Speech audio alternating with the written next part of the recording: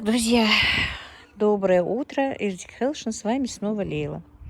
Вещаю вам с моего палисадника. Смотрите, у меня тюльпанчики разные расцветают. Они бы сейчас были хорошенечко распущены, если бы было бы солнышко. У нас холодно, друзья, не знаю. Мне пишут мои подписчики в личку, что у них даже мокрый снег, дождь.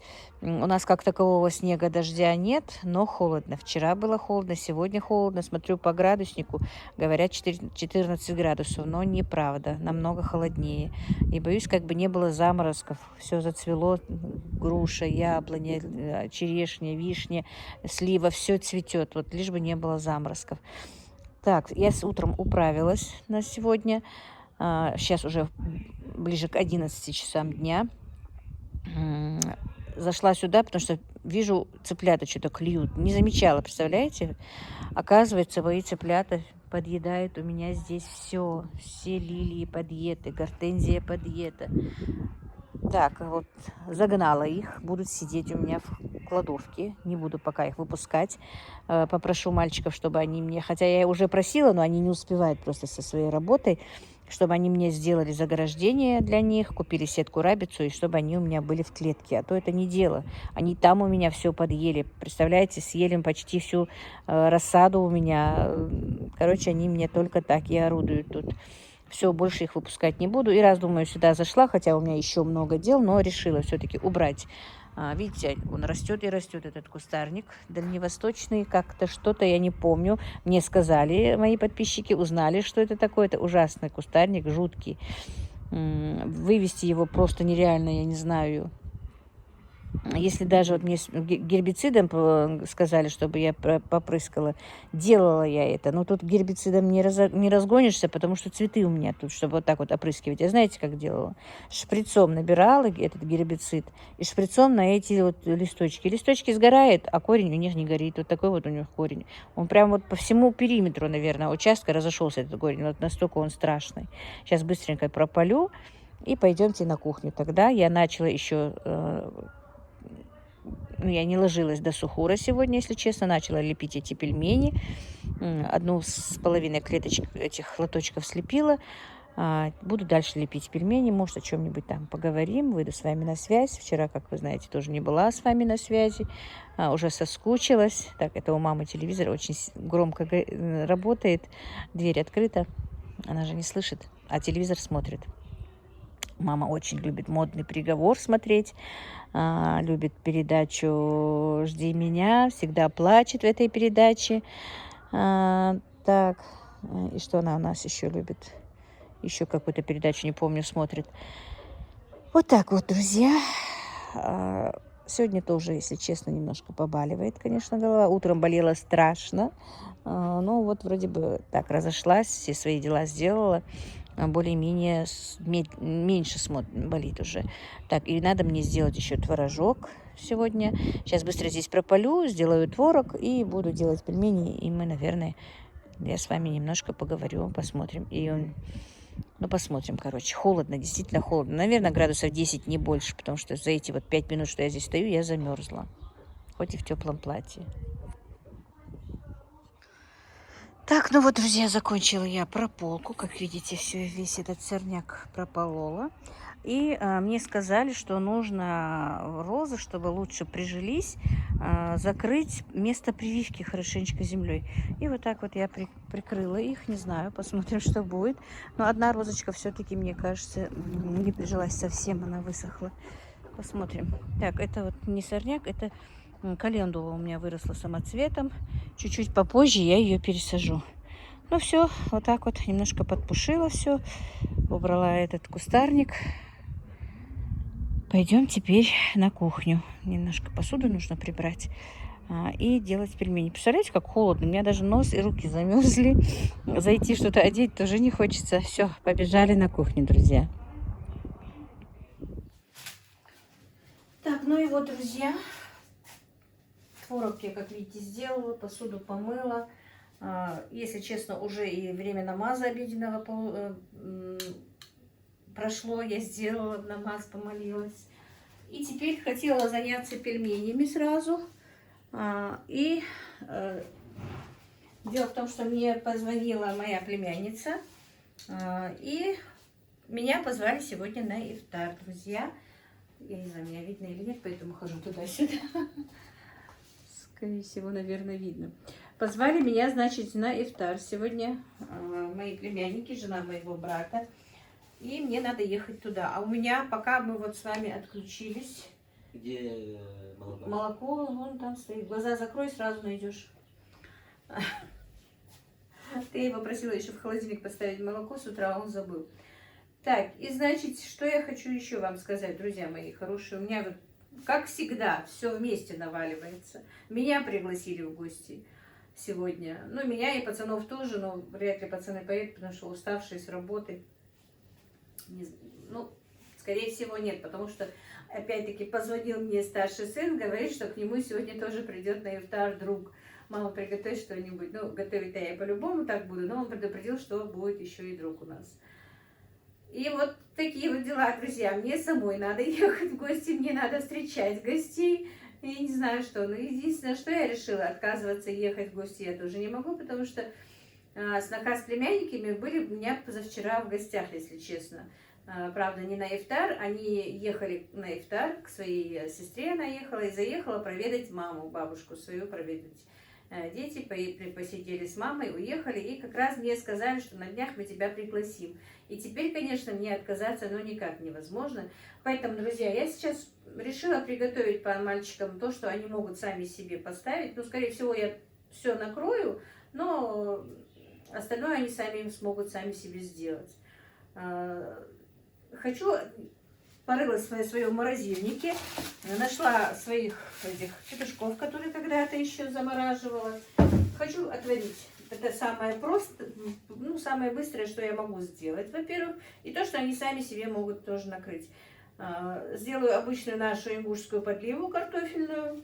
Они ее по-любому смогут разогреть. Но мне чуть раньше придется поехать, поэтому я говорю разогреть. Как раз я тесто разморозила, хотела вам показать. Думаю, 2 пирога горячих прям к ифтару сделаю. Я знаю, ну, вы знаете, что с моих слов, что мои ребята любят горячие пироги. Ну, пусть сегодня поедят не горячие. Раз у меня гость, то какая-то выпечка тоже должна быть. Ну, испеку 2 пирога. Как раз вот разморозила тесто еще с утра. Ну, я размораживала для себя, конечно, но пусть будет и так. Не знаю, хотела сегодня сделать гнездо глухаря, салат для нас. Поставила еще вот туда наверх в тепло грудинку, но это уже по времени, как я успею. Не знаю, потому что мне надо долепить все-таки еще и пельмени, мои хорошие. Действительно, надо долепить. Сегодня этот заказ отдать, я обещала. Вот так вот. Ну, сегодня, если я отдам, то уже поздно, потому что ему еще и замораживаться эти пельмени. Вот так. Сейчас быстренько налью водички, поставлю вариться сначала мясо, пускай потихонечку оно сварится. Размораживать не буду, оно прям там воде разморозится в холодной воде на огне. Заодно почищу картошечку. Короче, все вот так вот с вами буду я делать, друзья. Сейчас пока поставлю, будет шумно, начну делать пельмени и подключусь к вам снова. Так, ну вот, друзья. Теперь я хочу попробовать быстренько до пельменей еще. Все-таки время, я боюсь, я не успею. Тесто разморожено, оно пропадет у меня. Хочу сделать один пирог, я, наверное, сделаю, и булочки с изюмом. Изюм я вам помыла.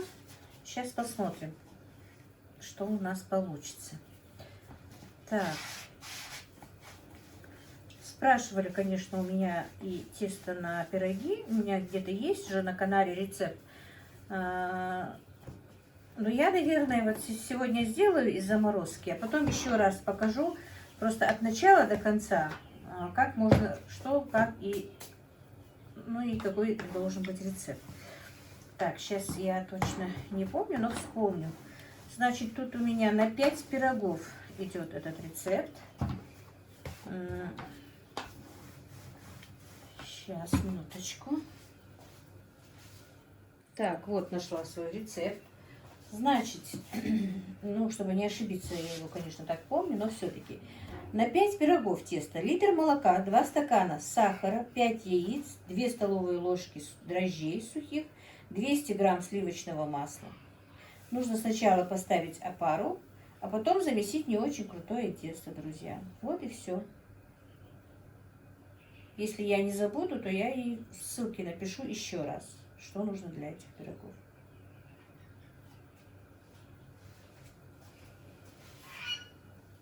Так, значит, раскатаем тесто.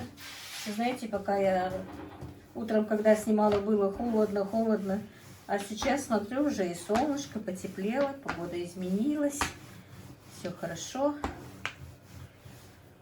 Так что вот так вот, друзья, у нас в наших руках ничего нет, и это хорошо. Я имею в виду, что изменить погоду, что-то сделать, изменить. В принципе, мы даже свою судьбу, наверное, не можем изменить. Так. Вот, хочу вот так вот такие вот, не знаю, захотелось ли такие булочки сделать быстренько. Конечно, время поджимает. Да, вы мне пишете, что мне нужна сноха. По идее, да, конечно, мне бы не мешала сноха. Так, я изюм помыла. И вот так вот он у меня постоял немножко, водичка ушла. Хочу просто с изюмом булочки сделать. У меня где-то и мак есть вроде бы, но не буду сейчас, наверное. А может и буду. Сейчас, может, второй кружочек сделаю с маком.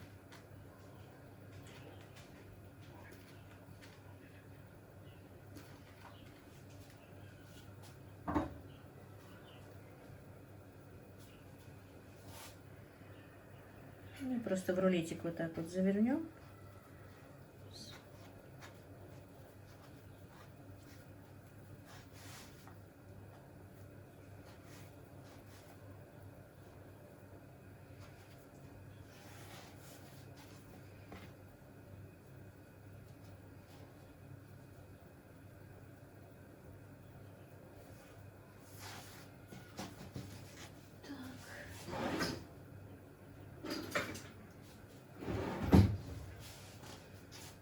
Хочу вот так вот просто разрезать и посмотрим, что из них выйдет.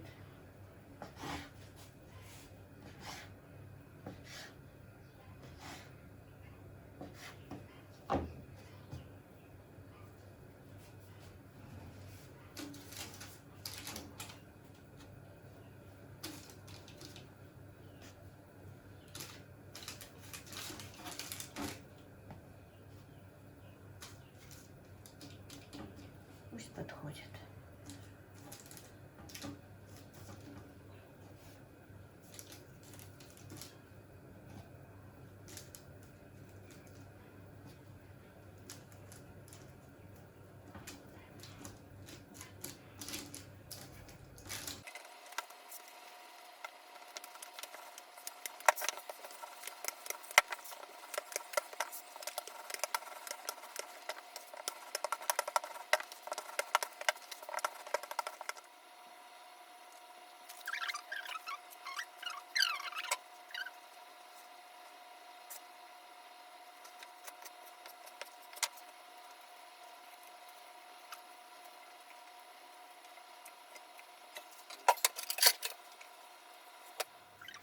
Так, друзья, у меня закончилась пергаментная бумага.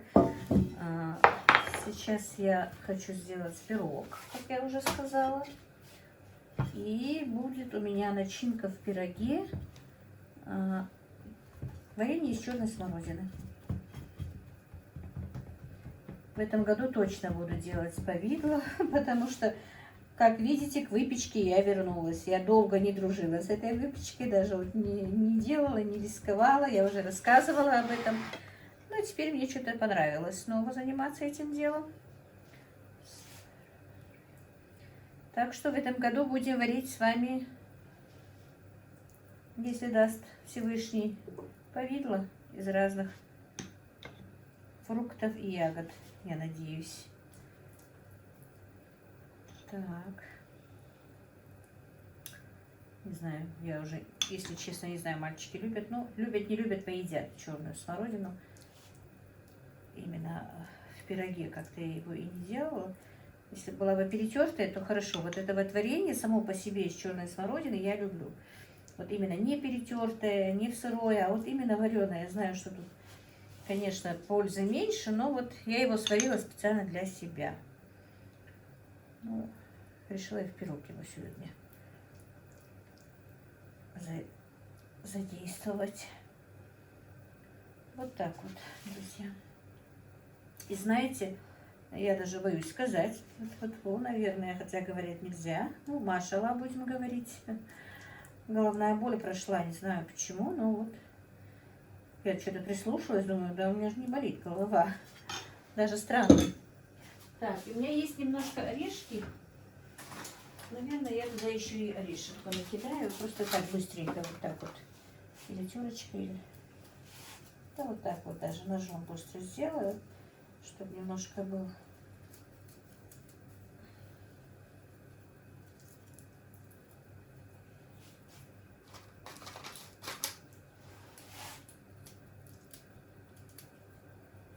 Друзья, мне нужно завтра точно, если Всевышний даст, побелить, ну не побелить, а эмульсией покрасить комнаты Дивера и мамы, и прихожку. Ну, в этом старом доме, короче, эти 3 комнаты мне нужно привести в порядок до того, как, ну, наступит праздник наш. Потихонечку подготовиться. В новом доме надо будет помыть окна везде. Помощников, как вы знаете, у меня сейчас нету. Мадина с малышом. Танзиле тоже некогда. И да, самое главное, друзья, меня уже все Танзила, мне кажется, разгрузит. Я надеюсь, по крайней мере, потому что она уже все взялась сама за свои заказы, свои проблемы она решила. Не будем говорить там, что, как и почему. Ну, просто скажу, что все, нагрузка на меня. Заказами, именно Танзилиными заказами у меня уже, алхамдулилlah, с сегодняшнего дня не будет. Так, вот так вот, друзья. В моем полку прибыло, как я вам говорила, помните, сына моего не было старшего дома, самого старшего. Он тоже уже 2 дня как приехал, так что меня некоторые спрашивали, у вас же только 3 сына, почему вы говорите 4 парней? Ну, я вроде бы ответила, но тем не менее еще скажу сейчас, что у меня 3 сына, но со мной живет Дивер, как многие знают. Получается 4 мужчин у меня в доме постоянных. И я же вам говорила, что с моими ребятами работает еще племянник моего мужа. Он тоже нет-нет остается у нас, не уезжает. И с ночевкой остается, вместе с мальчиками работает, с ребятами моими сыновьями. И поэтому у меня получается иногда даже 5 мужиков. Ой, не любит мой сын, когда я говорю мужиков. 5 парней ужинают, и утром на сухую тоже 5. Так что вот так вот, друзья, у меня полный дом мужчин получается. Это вам не так, себе хурум-бурум. Вот, и представляете, я сегодня хочу 5 ребят оставить одних и уехать. И как это будет? Да, сноху надо точно. Мне многие пишут, действительно нужна сноха. Очень-очень. Я даже пацанам говорю, я уже устала, давайте быстрее. Мне не хочется, особенно когда вот... Ладно, я приготовить могу, друзья, без проблем, я готовить люблю. Но вот когда уже нужно накрывать на стол, когда нужно вставать, наливать чай. Хотя сыновья это делают, младший Ибрагим всегда встает, наливает чай, чтобы я не вставала. Особенно когда ифтар. Но тем не менее, хотелось бы, конечно, чтобы была еще помощница в доме. Чтобы, по крайней мере, вот такую вот небольшую разгрузку для меня делала. Не обязательно там глобальные вещи. Если она не будет хотеть готовить, не будет любить готовить, я ее не буду даже принуждать к этому. Пускай. С этим-то я справлюсь сама. Так что вот так вот, друзья. Так, пирог у меня, как всегда, режется ножницами.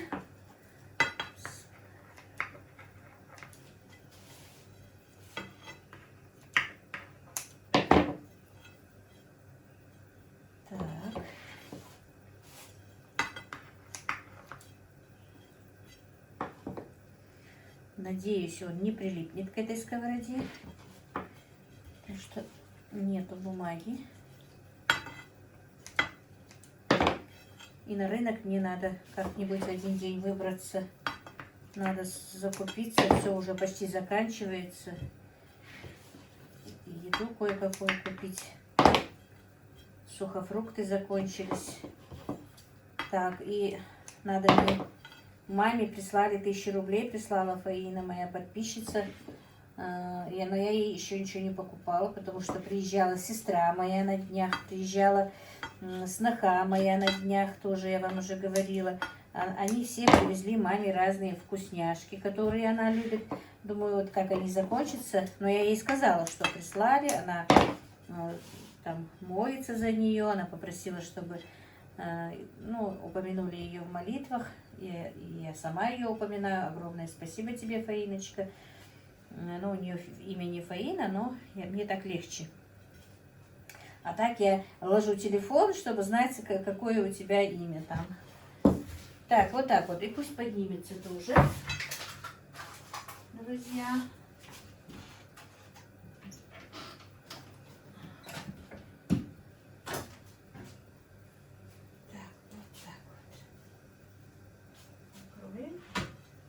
Все. Теперь займемся пельменями. Так, друзья.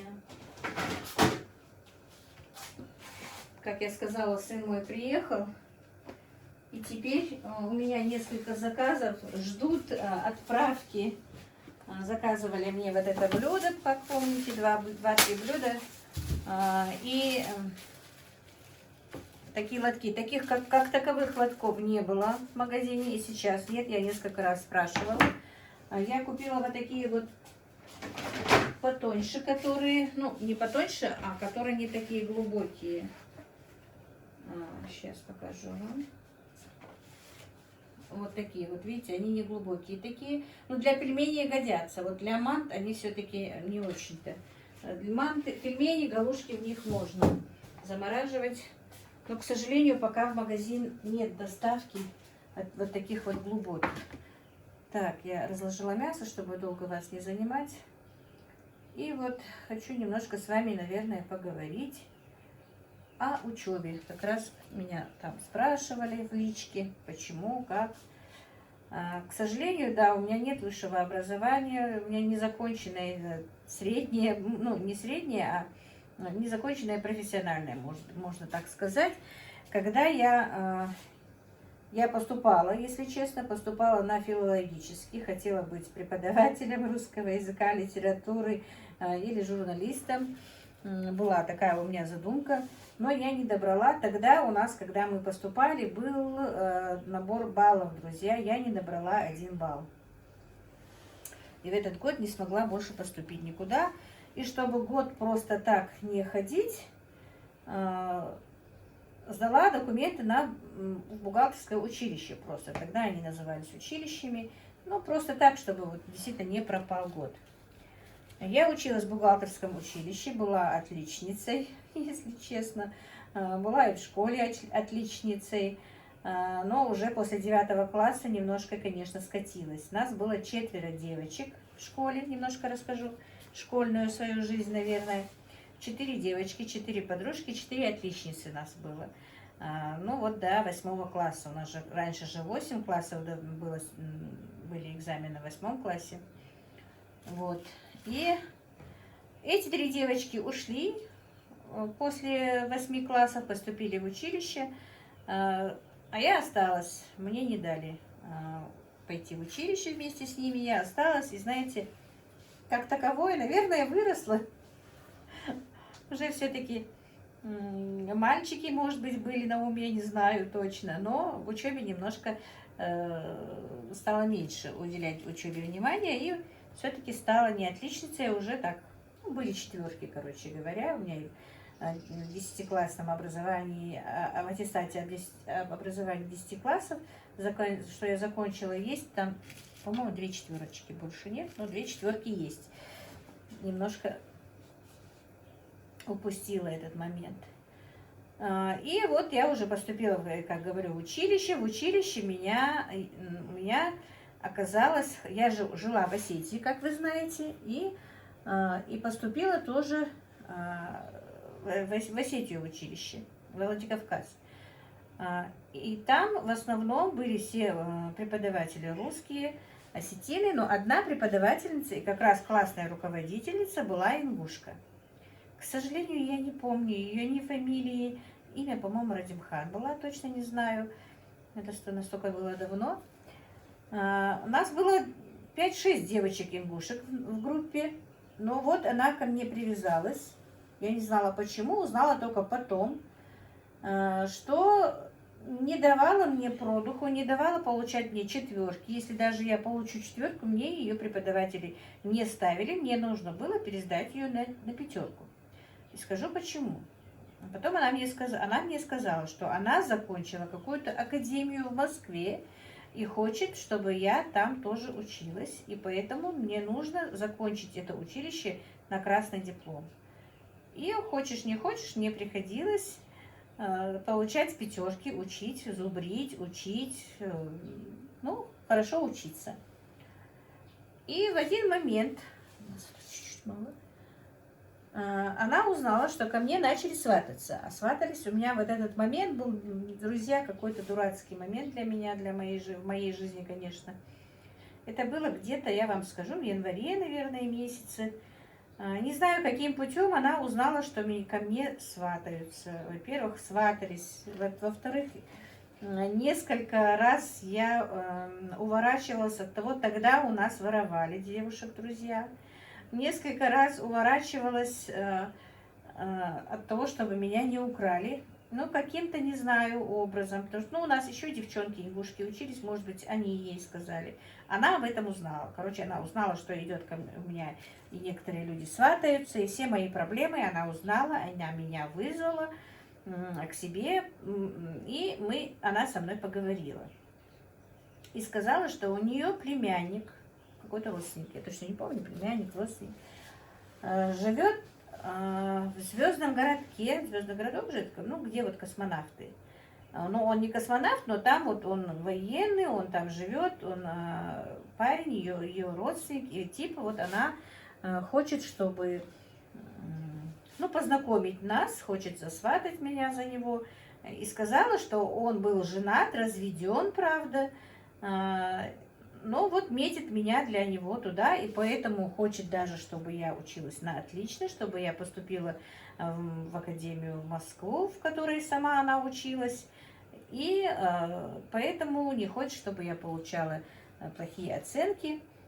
И сказала мне, вот раз к тебе сватаются, то вот он где-то, ну, у нас, я тогда не помню, когда был праздник Ураза, у нас тогда был летом, по-моему, сказала, что скоро он должен приехать вот на праздники, если бы ты вот не вышла бы замуж за это время, вот у меня вот такие вот планы на тебя, она мне сказала.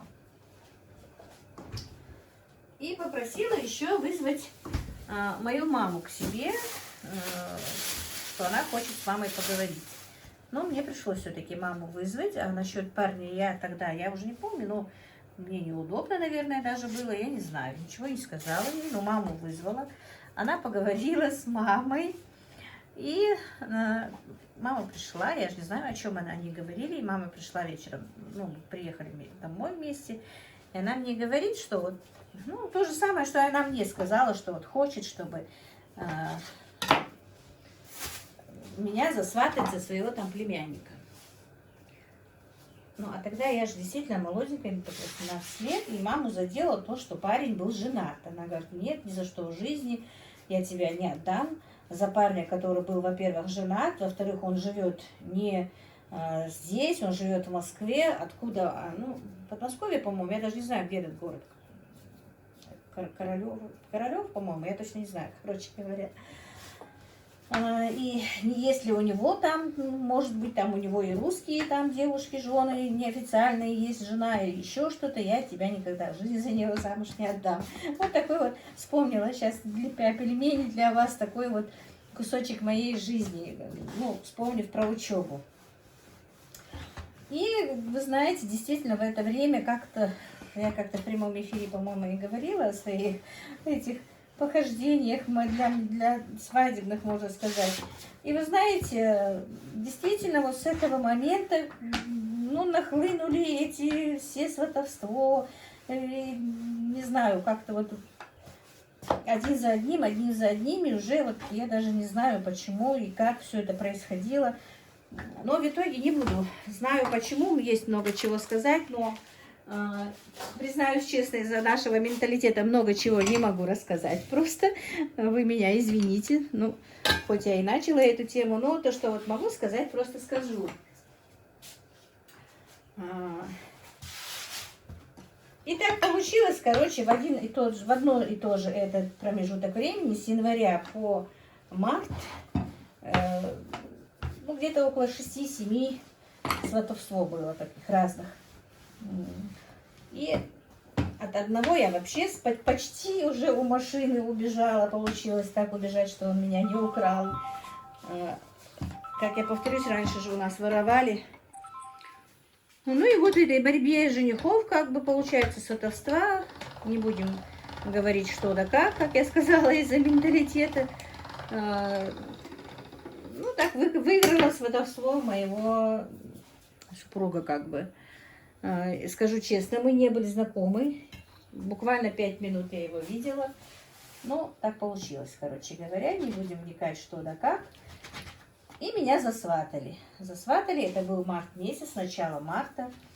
Но мне оставалось учиться, конечно, только вот 3 месяца. Март, апрель, май. И мне сказали, что вот, ну, мои родители долго этого не хотели делать, конечно. Много чего было в этом, разных объяснений. Но потом еще последний аргумент моих родителей был, что, ну, Ибрагима, если послать в магазин, это что-то. Так, пока мне звонили, я уже со своей мысли сбилась. Ну и, как я говорила, аргумент того, что вот не хотели мои родители меня отдавать замуж, что ей надо хотя бы, ну, докончить эти 3 месяца в училище, что пока подождите, потом через 3 месяца придете. Но на этот аргумент был дан ответ, что мне разрешат дальше продолжать учебу.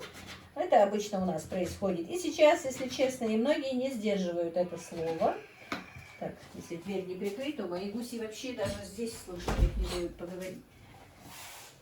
И получается так, в марте меня засватали, в апреле я вышла замуж. Мне оставалось только там, ну, уже засватанной, конечно, друзья, я учиться не ходила уже. У нас сейчас это засватан, не засватан, все равно как-то и учишься, и на работу ходишь. А чуть раньше, в мои времена и времена моих сестер, моей сестры, например, моих родителей, то если ты уже засватанная, то нельзя было все-таки выходить ни на работу, ни на улицу. Нужно было меньше выходить, короче говоря, даже покупать себе одежду. Получалось, мы практически очень редко выходили, когда уже сидишь засватанная. Уже считается, что ты посторонний, ты уже чужая, по идее, и ты не имеешь права выйти. Тебя, типа, оберегают от всего. И, опять-таки, и в этом плане, и в том плане, что неудобно показываться засватанной девочке. Вот в этом плане, ну, конечно, как только меня засватали, учиться я не ходила уже, получается. Месяц почти я сидела засватанной, вышла замуж. Ну, все, но как такового мне учиться дальше продолжить не дали. Тогда, когда я вышла замуж, ну, в те времена, в те года, когда я вышла замуж, у нас ездили на заработки в Россию все парни, ну, мужчины, ну, не все, но в основном, потому что в республике делать было нечего, и ездили на заработки, на строительство в другие регионы России. В том числе мои... Получается, мой муж и мой свекр тоже строители, тоже они ездили так. И буквально через месяц, как я вышла замуж, меня тоже забрали вместе с собой. Мы поехали все, причем даже мои заловки, мой свекр, ну, мой муж, получается, и мой дивер. Короче, мы всей семьей, кроме моей свекрови и младшей заловки, короче, мы все поехали. Ну, еще в бригаде у нас были другие родственники. Поехали целой огромной бригадой. Мы тогда поехали. По-моему, первый раз мы поехали в Калинин, да. Город такой, ну, город Калинин, но мы были в деревне, какой-то в глуши деревни. Они строили там коровник. Обычно вот такие вот работы брали наши парни, коровники, склады, вот такие вот вещи. Работали по деревням. А я была поваром. Вот пришла к чему? Начала с учебы и пришла до этого. Просто хотела вам немножко рассказать, почему я не успела выучиться, почему я такая недоучка как бы. Вот, и у меня не получилось закончить учебу. Мы вот там вот прожили где-то, ну, по-моему, месяцев 9 мы там даже были, приехали очень поздно. А потом поехали на следующее лето еще куда-то, вот куда вот, по-моему, Кострому. А там у нас, ну, я везде так, ну, говорю же хорошо на русском, русские женщины, русские бабки, особенно в деревнях, только бабки же, молодежи нету. И со многими дружила. И мне как-то предложили даже работу в конторе, если бы у меня было образование. Но у меня, как знаете, не было образования, ну, бухгалтером, потому что рабочих тогда не хватало в деревнях, молодежь вся уезжала. Вот. И вот если бы у меня тогда было образование, то я могла бы даже работать даже там по профессии своей. Так получилось, что вот, ну, не получила я образование. И если честно, друзья, я и своим детям сейчас тоже говорю, вот, и всем знакомым, вот у меня есть такие некоторые женщины, знакомые, которые именно по Ютубу, у которых такая же ситуация, как и у меня. Вот они остались без мужей и не знают, что им делать. Они не знают, как быть. У них есть дети, но они скучают, они вот не могут пережить это и спрашивают, как вы пережили, как все это такое. Вы знаете, действительно, пережить это можно только работая, только чем-то быть занятым. Ну, поставь там сумку, оставь меня в покое.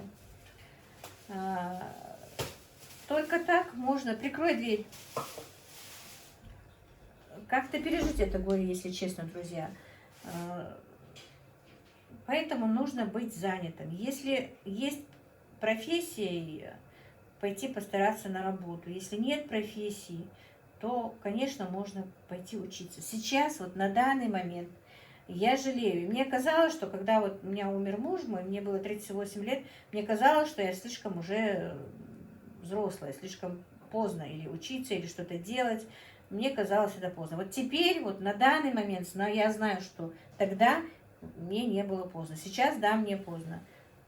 А тогда мне не было поздно. Мне можно было тогда поступить заочно хоть любой вуз, ну, любой, сказать, как, ну, хотя бы преподавателем начальных классов, тем же психологом. Много профессий, которые бы я могла освоить. Учиться бы заочно и, да, и спокойно даже работать.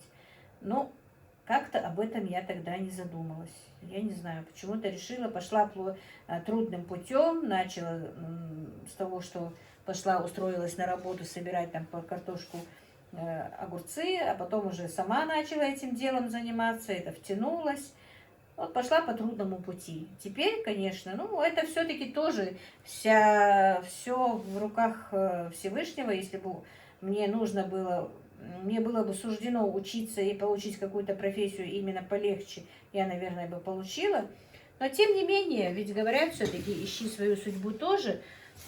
Я к чему это все говорю, друзья? К тому, что вот действительно, если вам не поздно, если возраст позволяет, пожалуйста, идите учиться. Ну, Ибрагим, и пришел меня в покое не оставляешь. Так, друзья, курочка варится у меня. Пироги, булочки подходят. Включила духовку. Уже 4 час, скоро и на намаз надо идти. Пельмени тоже потихонечку с вами общаясь делаю. К чему я вообще вот эту тему подняла, друзья? Потому что некоторые меня спрашивают, и в личку спрашивают, и так спрашивали. Ну и чтобы так поговорить с вами о чем-то. Многие пишут, что вам чтобы я не перематывала, когда что-то делаю, а чтобы общалась, что вам нравится со мной общаться. Поэтому я вот и захотела с вами пообщаться. И действительно, у меня вот несколько девочек, которые вот не знают, что делать им в такой ситуации, что у них тоже вот произошло такое, по воле Всевышнего умер муж, остались с детками, что они не знают, куда деть эту пустоту, что им делать, что они потеряны. Действительно, друзья, и вы еще многие пишете, что почему так много, ну, работаешь. Не то, что почему, но что в действительности, если бы я не работала, если бы я не была в этом процессе, наверное, ну, не знаю, конечно, мы люди ничего не можем предусмотреть или сказать заранее, что было бы. Но мне не кажется, что я бы вот так вот была, по крайней мере, хотя бы даже такой, как сейчас. Конечно, переусердствовать и слишком много работать тоже, наверное, не есть хорошо. Но все-таки, мне кажется, вот так вот, по воле Всевышнего, все-таки он и забрал у меня моего мужа, но он мне точно в это же время так получилось, что мы переехали сюда. Если бы я осталась там, в принципе, не было такой работы, у нас не было ни огородов, я бы, наверное, действительно сошла бы с ума. А переехав сюда, строительство дома, потом я сразу же нашла себе работу осенью, как только кое-какие строительные работы у нас, ну, работы не закончились, закончились деньги, просто дальше строить не было денег. Стройка закончилась, я вышла на работу. И постоянно в работе, постоянно уставая, и постоянно среди людей. Конечно, боль утраты хотя бы немножко, но была меньше. Я не могу сказать, что по сей день, скоро 16 лет, как нет моего мужа, что мы не вспоминаем, что нам стало легче, но все равно, по крайней мере, в какой-то мере, конечно, легче. Но об этом же не будешь кричать везде говорить, что тебе там трудно, что тебе не достает, что не хватает. Не все же можно и людям как-то давать вид, что ты вот себе плохо. Много чего, но поэтому вот я имею в виду в работе, в учебе, если есть вариант, то учиться, если есть вариант, то работать. Не сидеть просто так, сложа руки, не сидеть, даже если не получается пойти на работу, то заняться домом, заняться хозяйством. Если есть огород, посадить этот огород, пускай он не прибыльный. Дело даже не в прибыли. Заняться чем-то, заняться, чтобы мысли не были постоянно заняты, что вот тебе плохо, вот ты осталась одна, что как это будет все хорошо. Просто не может быть всегда плохо, по-любому. Да, какие-то испытания будут еще и еще. И у меня было после смерти мужа очень много испытаний. Даже таких, которых я не озвучила. Не то, что вам. У меня было столько много испытаний. Ну давай на улицу. Бегом. Нечего тебе тут делать. Даже такие испытания, которые, может быть, не знают даже мои родные, понимаете? Жизнь такая штука, что действительно она испытывает. И на прочность, и на все. Но через это все надо пройти. Постараться пройти. И поэтому я вот к чему эту тему, этот разговор? К тому, что действительно не надо опускать никогда руки. Не надо. Конечно, у меня тоже бывают срывы, бывают моменты, когда я и плачу, и срываюсь, и не знаю, что мне делать. И были и такие моменты. Все в жизни бывает. Но опять-таки, потом, поразмыслив, приходишь к мысли, что нет, все, что делается, все, что не делается, делается к лучшему. И никогда Всевышний не делает одно, не как бы сказать, не то, что не предупредив, а не предусмотрев что-то другое взамен. По-любому выход из ситуации. Всегда какой-то выход из ситуации мне Всевышний давал. Всегда.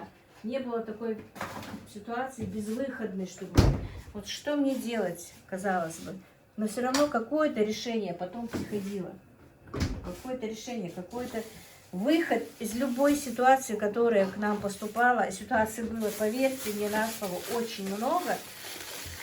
Выходы все-таки были. И самое главное, действительно, не отчаиваться, не опускать руки и не ждать, что тебе помогут. Мне по жизни, да, очень много людей помогало. Помогало и помогает. И тоже благодаря Всевышнему я ему благодарна. И благодарна всем людям, которые мне помогали, всем буквально. И я бы сама, конечно, не вытянула бы это все. Без детей своих, без родственников, без друзей. Конечно, я бы это не смогла. Но мне Всевышний действительно послал людей, которых по жизни мне помогали, помогают. И маму, и родных, и близких, и знакомых. Всех людей действительно. Это только по воле Всевышнего может быть вот так вот. Поэтому, если вы сегодня на данный момент в отчаянии, у вас есть какая-то потеря, и вы думаете, что все, вы больше уже в этой жизни ничего хорошего не увидите, и жизнь на этом заканчивается. Так, и, друзья, у меня сдох телефон, закончила зарядка на телефоне, и прервался разговор. Я докончу свою мысль и докончу свой влог сегодняшний. Жизнь не заканчивается на том, что в действительности с нами происходит. В этой жизни очень много будет происходить у всех по воле Всевышнего, и с этим надо просто справляться, не отчаиваться. Я тоже не отчаиваюсь. Бывают моменты, я признаюсь, да, бывают моменты, что не то, что просто отчаиваюсь. Бывали моменты, что я даже выла, но все это проходит. Просто надо знать, что много очень хороших людей в жизни, что очень хорошего много, что надо жить ради детей, ради родителей, ради чего-то, жить, созидать, что-то делать, быть постоянно занятым. Поэтому действительно, может быть, просто даже не задумываясь на этом, я автоматом все это делала. Я не могу сказать, что я прям такой хороший психолог, такая умная, разумная. Нет. Это просто автоматически происходило, потому что сам организм тоже знает. Аллах знает, что тебе надо делать, знает, в каком направлении тебя надо направить. Всевышний направляет. Он дает тебе силы жить дальше. И живите дальше, друзья. На этом, конечно, ролик получился у меня очень длинный. Я хотела и то снять, но получилась моя болтовня сегодня очень большая. Я не собиралась так много разговаривать, но так получилось. Я с вами просто поделилась, поговорила. Напишите мне, может быть, я что-то не так сказала, может, я непонятно вам что-то сказала. Я надеюсь на обратную связь с вашей стороны. Я хотела сделать сегодня салатик, хотела показать, как я делаю эту картофельную подливу, но в этом ролике этого было бы слишком много и лишнее. Я отдельно сделаю ролик, как я делаю картофельную подливу. Меня как-то спрашивали про нее. Просто отдельно, без всякой болтовни, наверное, покажу, как с курицей делают эту подливу. С курицей, с мясом мы ее делаем. Но на этом я сейчас, видите, еще не убрала посуду. Сейчас у меня есть еще время 20 минут, без 26. Мне нужно сейчас еще смонтировать, но это сделает Ибрагим, пока он будет монтировать. Я приберу посуду. Стол я накрыла сейчас, уже даже сняла, но вам сейчас покажу его. Ну, кое-как. Не сказать, что ахти, но альхамдулилла, у нас есть это. Есть много людей, которого этого нету. Пусть простит нас Всевышний и за это. Быстренько сейчас приберу посуду, оденусь, и я уже должна ехать, если честно. Не знаю, мальчики поедут со мной, нет. И знаете, погода изменилась. Все в руках Всевышнего. Утром было пасмурно, холодно. В обед солнышко, тепло. Сейчас на улице дождь. И действительно, все непредсказуемо. Все непредсказуемо и все от Всевышнего. У нас говорят «Ялк элиниш хоудац», а на русском языке, по-моему, это звучит так: «неисповедимы пути Господни». Поэтому в действительности, что нам предначертано, что будет через секунду, мы не знаем. И поэтому не надо, наверное, отчаиваться. Отчаялись, нужно идти вперед. Как мне вчера сказала Галя, если ты хочешь поплакать, поплачь. Действительно, иногда приходится и выплакаться, чтобы было лучше. Не знаю, у меня, как всегда, все спонтанно. Может быть, все неправильно, но это так. И у меня сегодня вот как-то так. Ну вот пока вам, друзья. А если получится, поездку свою я сниму вам. Друзья, вот такие получились у меня булочки, вот в разрезе. Не знаю на вкус, но вроде бы так мягкие, ароматные. Видите, вот такие вот.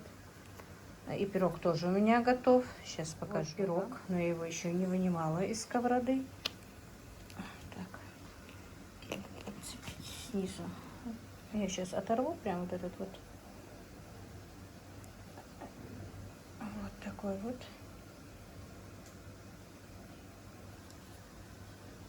Вот так вот, друзья. Потихонечку накрываю на стол, потому что я хочу накрыть стол и уйти. Вот покажу вам. Это у меня белая редька, дайкон. Я ее натерла, еще даже не посолила. Сейчас поставлю отдельно в чашке сметану. Предупрежу, что ничего тут не заправлено. Они заправят сметаной и солью. Ну, сделала обычный салатик из помидоров, огурцов. Они нарезку не любят, любят салат. Тоже со сметаной любят. Тоже пока не стала заправлять, потому что, ну, выйдет слишком много сока, будет невкусно. Просто подготовила. Это вот мои петушки. Отварила их. Курочки были бы более такие красивые, но петушки, видите, у них цвет темный получается. Но все равно вкусно. Это домашние петушки, молодые. Это вкусно. Это вчера я запекала уточку. У нас осталась вот такая вот грудинка. 2 даже грудинки. Одна побольше, одна поменьше. Мы ее не всю поели. Она очень вкусная, поэтому тоже нарезала. Если хотят, то поедят. Вот так вот. Это чесночная приправа. Ну и все. Сейчас просто картофель варится. У меня еще уже 6-й час. Мне нужно быстрее все это закончить. Но по идее почти все я закончила. И вот, друзья, приготовила я картофельную подливу, ингушскую картофельную подливу, курицы. Мы и к мясу ее подаем, и к курице подаем. Сюда макается хлеб, сюда макается мясо, если хотите, галушки. Вот так вот, друзья. Галушки я сегодня не стала делать, потому что у меня времени нет. Они вполне спокойно поедят и с хлебом.